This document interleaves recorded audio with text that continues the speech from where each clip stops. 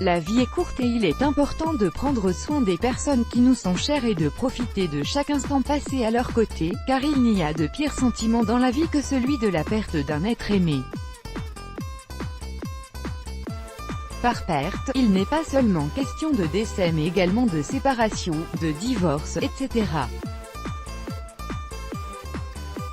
Une situation vécue par ce mari qui a volontairement perdu sa femme en se séparant d'elle et qui, un an après, a réalisé la gravité de l'erreur qu'il a commise. Découvrons son histoire. La vie conjugale n'est pas toujours à l'eau de rose comme on aimerait tout qu'elle soit. À cause des différents événements de la vie, le couple passe par des périodes de surmenage, de stress, de fatigue, etc. Si les deux partenaires ne sont pas prêts à se soutenir, ils se sentent dépassés et s'éloignent progressivement l'un de l'autre. De plus, s'ils ne réalisent pas qu'un gouffre est en train de se creuser entre eux et s'ils ne réagissent pas à temps pour resserrer leurs liens, leur relation risque d'être détruite.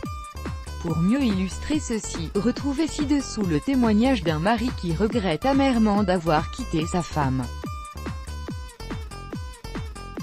Jusqu'à ce que ma sottise nous sépare, un an après avoir pris la décision de se séparer de sa femme, ce mari a écrit cette lettre touchante où il exprime tout son regret d'avoir détruit son bonheur de ses propres mains. Dans la vie, nous passons par différentes phases. Il y a un an, je me suis séparée de ma femme, je l'ai quittée pour une femme beaucoup plus belle. Mon ex-femme était en surpoids, sa peau était pleine de cellulite et striée de vergetures. Son ventre et ses seins pendaient littéralement. Elle ne prenait pas du tout soin d'elle, ne se brossait pas les cheveux, ne mettait pas de rouge à lèvres ni de vernis à ongles et sortait souvent avec des chaussures usées. De plus, elle prenait rarement le temps de se raser, de s'épiler les sourcils ou même de porter des soutiens-gorge, bref, elle ne m'attirait plus. La femme que j'ai un jour aimée n'existait plus que dans mes souvenirs. Un an après l'avoir quittée, je l'ai revue par hasard. Elle rayonnait de bonheur et était incroyablement belle. Elle avait perdu du poids, portait une robe qui lui allait parfaitement bien et avait un brillant rouge à lèvres rouges. Son corps ne trahissait aucunement qu'elle était mère de 3 enfants, mes enfants. C'est à ce moment-là que j'ai pris le temps de réfléchir à tout ce qui ne me plaisait pas en elle. Ces kilos en plus, ils étaient dus à sa dernière grossesse.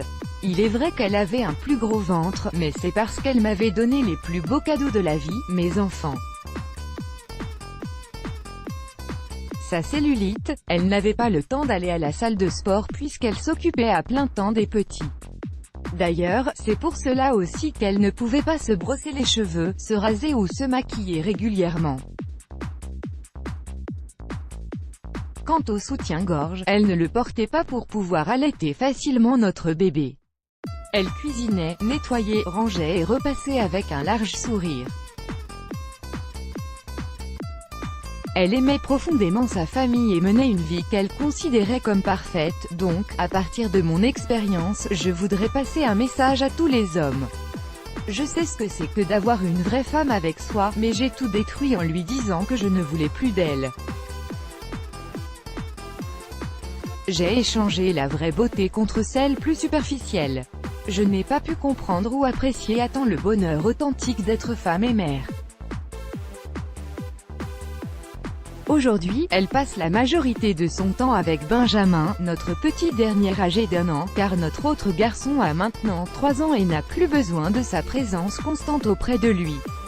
Elle a donc plus de temps pour s'occuper d'elle et a compris qu'elle n'avait pas besoin d'un idiot dans sa vie pour l'apprécier à sa juste valeur. Malheureusement, je n'ai pas pu réaliser à temps que la vraie beauté est celle qui réside à l'intérieur de chacun et qu'il ne faut jamais prendre une personne pour acquise. Let's block ADS.